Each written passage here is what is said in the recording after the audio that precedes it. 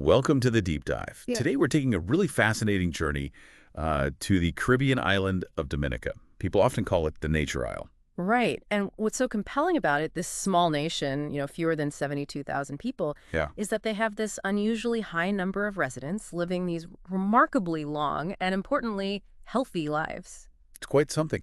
And what really hits you is how different their way of life looks compared to, well, ours a lot of the time. Totally. We're often juggling packed schedules, right? Yeah. Relying on quick, maybe processed meals, always plugged in. Hmm. Dominica, from everything we understand, just seems to operate on a completely different rhythm. It's fundamentally different. Exactly. We're talking, a slower pace, Yeah. a diet built around whole natural foods, not processed stuff, Yeah. and an environment that's just blessed, it seems. Pristine air, pure water, really nutrient-rich soil. All those things add up. They have to. Which naturally leads us to some big questions, I think. Like, what are the specific habits in Dominican culture that help with this longevity? Is it the food? Or how they move? The community, maybe? Stress management? All of the above. Probably. Yeah. And maybe most importantly for you listening, order. Can we actually learn anything from them? We take some of these ideas and fit them into our own, often very modern, fast-paced lives. That's a really vital point, especially when you zoom out and look at global health trends. Yeah. The World Health Organization, they report that something like 74% of deaths worldwide are linked to chronic diseases. Wow, 74%. Yeah, and these are often rooted in lifestyle choices. So Dominica, which seems kind of resistant to these trends, well, it could be an incredibly valuable model to study. So to really get a feel for this, someone actually spent a week there, completely immersed in the Dominican way of life. Right, a real hands-on experiment. Exactly. So this deep dive, what you're listening to, it's essentially the concentrated wisdom from that experience. We'll explore what they found trying out the plant-based diet, doing that natural kind of physical activity. The stuff that's just part of daily life there. Yeah, exactly. And connecting with the community, trying out their ways of handling stress. Think of it as maybe your shortcut to understanding some key drivers of a long, healthy life, hopefully with a few surprises thrown in. Sounds good. Let's dig in. Where do we start? Food. Let's start with the food. Seems foundational. Okay. Well, the experiment really highlighted just how central diet is in Dominica. It's overwhelmingly plant-focused, built around all the amazing fresh stuff the island grows. Like, Think juicy mangoes, papayas, soursop, which is amazing. Then root vegetables like dasheen, yams, leafy greens like callaloo, and whole grains, rice, cornmeal. Meat is pretty rare. Fish, though, fresh from the Caribbean Sea, that's a primary protein. and that fits perfectly with what we hear about the blue zones, right? Those, right. Other places around the world with incredible longevity. Absolutely. Research there shows diets that are like 90–95% plant-based. 90 to 95. Yeah, and it's strongly linked to lower risks of the big chronic diseases, heart disease, diabetes, cancer. So the message is pretty clear. Plants are key. It's not just some trend. It's fundamental. And backed by solid evidence showing, significant cuts in mortality risk. It sounds like it's just woven into their daily life. That Yeah. breakfast described from the market in Rousseau. Oh, yeah. Boiled green bananas, yam, steamed callaloo with just turmeric and garlic. Simple, whole foods. Right. And then lunch, like lentil soup with pumpkin and breadfruit. That sounds hearty, but also packed with good stuff. Exactly. Lots of fiber, antioxidants, even dinner grilled snapper, maybe with a mango salsa, roasted sweet potatoes. It all highlights fresh local ingredients. Sounds delicious, honestly. Yeah. And incredibly nourishing. The science backs this up strongly, too, doesn't it? I think I remember a JAMA Network Open study from 2021. You're right. It showed a plant-based Mediterranean diet cut the risk of all-cause mortality in women by something like 23%, which is huge. 23%, just from diet. And those antioxidants you mentioned, found all over plant foods, they're crucial. They fight oxidative stress. This is like cellular damage, right? Mm-hmm. Rust on the system. Exactly. It's a key driver of aging. So antioxidants protect against that. The experimenter's own takeaway, feeling lighter, more energy. Even with the coffee craving. Yeah, even with those initial challenges. It just shows the immediate impact this kind of eating can have. Okay, so diet is massive. Pillar number one. But what about movement? It sounds very different from, heading to the gym for an hour. Very different.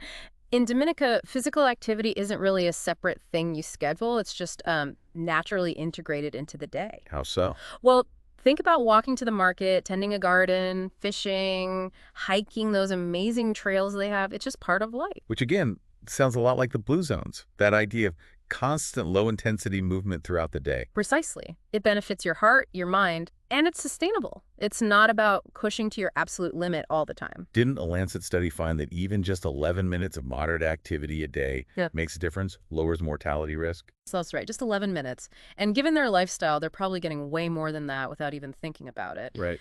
The experimenters described that 2-mile walk to a river, challenging terrain, but beautiful scenery. That's exercise, but it doesn't feel like a chore. And gardening too, digging yams, pruning trees. Yeah. Rhythmic movement works your core. Even fishing from a small boat requires balance, focus. It's all functional movement. It sounds like your body gets worked, but not exhausted. Yeah. Sustainable, like you said. Yeah. And that circulation study linking moderate activity to potentially 14 extra years of life expectancy. 14 years. It really shows the power of just consistently moving your body. Now, the heat was mentioned as a challenge. Yeah. Needing to hydrate. True. But then again, having access to pure spring water probably helps a lot with that. Good point. Okay, so we've got the plant-rich diet, natural movement. What's the next piece of Dominica's longevity puzzle? The third pillar that really stood out is the profound importance of social connections, community. Oh, yeah. It's not just a concept there. It seems to be the very fabric of daily life. You see these really tight-knit villages, people sharing meals, looking out for each other. It's the norm. That almost feels like it flows from the other things, doesn't it? Yeah. Eating fresh food, moving naturally. Maybe that energy leads to more connection. That's an interesting thought. And again, it lines up perfectly with Blue Zone's research. Strong social networks mean less stress, longer lives. There was that Harvard study, wasn't there, linking positive relationships to oxytocin release? The love hormone, yeah, Right. boosts longevity. Right. And you see it in Dominica with things like multi-generational homes, this deep respect for elders, like Mapampo we mentioned earlier. It creates a sense of belonging for everyone. Purpose. Exactly. Yeah. The experimenter described a day in Laudat, joining a local fete. Like a party. Yeah, music, dancing, a big communal meal, just experiencing that vibrant community spirit firsthand. It feels like such a contrast to how rushed or, digital our own social lives can sometimes be. It really does. And when you think about the U.S. Surgeon General's warning about loneliness. Yeah, that was stark. Comparing it to smoking in terms of risk for premature death. Exactly. It just highlights how critical this social piece is. Overcoming that initial shyness the experimenter mentioned and feeling that genuine warmth and belonging, that must have been powerful. Absolutely. Which leads us nicely into the next element, right? Managing stress. Yes, the fourth key pillar. Dominica's slower pace of life just seems like a natural antidote to the kind of chronic stress that so many of us deal with. And it doesn't sound like it's about fancy spas or complicated apps, more like ingrained habits. Exactly. Finding mindfulness just by being in nature, maybe through spirituality or simple daily rituals. Yeah. Like sipping herbal bush tea. Bush tea. Yeah, local herbs. Or just taking a proper midday rest. That fits the blue zone pattern too, doesn't it? Things like gardening, napping. No. They lower cortisol, maybe even delay dementia. They do. And we know chronic stress is bad news. That 2020 biomedicine study linked it directly to accelerated aging at a cellular level. So these simple Dominican practices are actually fighting aging. In a very real way.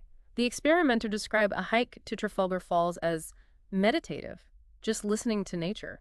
Learning about liming, just relaxing by a river or the beach. Trying that bush tea may be made from soursop leaves, which they believe lowers blood pressure.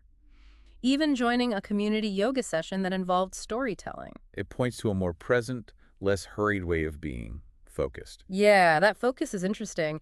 A single task approach, which is the opposite of the multitasking frenzy we often find ourselves in. True. And there's science for that too. A 2021 study linked mindfulness practices to reduced inflammation, another key marker of aging. So the benefits are biological, not just feeling calmer. Right. Although feeling calmer is pretty great too. Even the experimenters struggling not to check their phone. It just shows how ingrained our modern habits are. And how much intention it takes to cultivate that peace. Okay, so by day 5, it sounds like the picture is becoming really clear. These pillars, diet, movement, connection, stress relief, they don't work in isolation, do they? Not at all. They work together. Synergistically. Synergy, good word. The description of a typical day really showed that. Plant-based breakfast gives you energy. For the morning walk and maybe harvesting some cocoa. Right. Then a shared lunch builds community connection. Storytelling with elders, passing on traditions. Then maybe a relaxing dip in a hot spring to unwind. It all fits together. It's very much like the integrated approach you see in Stanford's lifestyle medicine pillars. And the science backs up this synergy idea too, that 2023 nutrition study. Yeah, linking the combination of these habits to potentially huge gains in life expectancy, up to 24 years in some populations, Yeah. like Dominica. 24 years, that's incredible. And the experimenter felt it personally. More energy, more focus, more connected. It really speaks to the power of this holistic approach. Even if, replicating it exactly in a busy city life where productivity is king, that's the challenge for many of us. Right. Which brings us to the practicalities. How do we bridge that gap? The experimenter definitely hit some hurdles, didn't they? Oh, for sure. The plant-based diet took more prep time. Resisting those easy processed snacks was tough. I bet. And keeping up the natural movement without the island's built-in prompts requires discipline back home. And the social side. That deep community connection is hard to just create, isn't it? Especially when we rely so much on digital interactions. Exactly. Even the stress management, fighting that urge to constantly check the phone, took real effort. So it's not easy. But they did brainstorm ways to adapt, right? Yeah. It's not impossible. Definitely not impossible. Ideas came up like meal prepping plant-based stuff on weekends, hitting farmers markets for fresh produce. Guilding in walks or bike rides. Maybe starting a small garden. Yeah, or making a real effort to host dinners, join local clubs or groups, and scheduling time for mindfulness, even just short walks or journaling. And the good news is, you don't have to do it all perfectly, right? That BMJ study from 2024. Exactly. Showed that even partial adoption of healthy habits can add, 5.5 years to your life? 5.5 years. That's still significant. It makes trying feel worthwhile. It absolutely does. Every little bit helps. It all seems to come back to Mapampo, that incredible 108-year-old woman, her philosophy. Live simple, love plenty, and let the land care for you. Just beautiful. And her life embodies it all, doesn't it? It really does. A living testament to these pillars. And the experimenter's own reflections, after just a week feeling physically lighter, more energized, mentally calmer, less anxious, it's pretty compelling. It is. And that study in the American Journal of Public Health confirmed you can see mental health improvements from lifestyle changes pretty quickly, within weeks sometimes. Weeks. Yeah. And understanding that these habits feed into each other, creating this positive cycle, that's a really key insight for all of us, I think. Definitely. Now, we do have to acknowledge the context. Yeah. Like the experimenter did. Dominica has advantages, right? Absolutely. That clean environment, strong community, easy access to fresh food, those things aren't realities everywhere. Especially not in polluted cities or places where processed food is just easier and cheaper to get, or where people feel more isolated. True. There are systemic barriers, as that National Academy of Medicine report pointed out. It's not always just about individual choice. That's a really important point. But even with those differences, the core principles still hold up, don't they? They absolutely do. Prioritizing whole plant-based foods, moving naturally, nurturing relationships, managing stress intentionally, these are pretty universal. So how do we translate this? How do we apply these lessons more broadly? It's not about trying to recreate Dominica everywhere, I guess. No, not at all. It's about extracting those core ideas. And Dominica's approach lines up really well with longevity research globally, like the blue zones. But Dominica has that unique integration with nature supporting everything. Exactly. And it emphasizes simple, consistent behaviors over, expensive biohacks or fancy treatments like that New York Times article discussed. Right. Back to basics almost. Yeah. So for you listening, what are some practical steps, things you could actually start doing? Start small. Consistency is key. Maybe swap one processed meal a day for a whole food, plant-based one. Okay, manageable. Try to walk or bike for 30 minutes daily. If you can do it in a park or green space, even better. Connect with nature. Good one. Make a time for people. Yeah. Host a dinner, call a friend, join a group.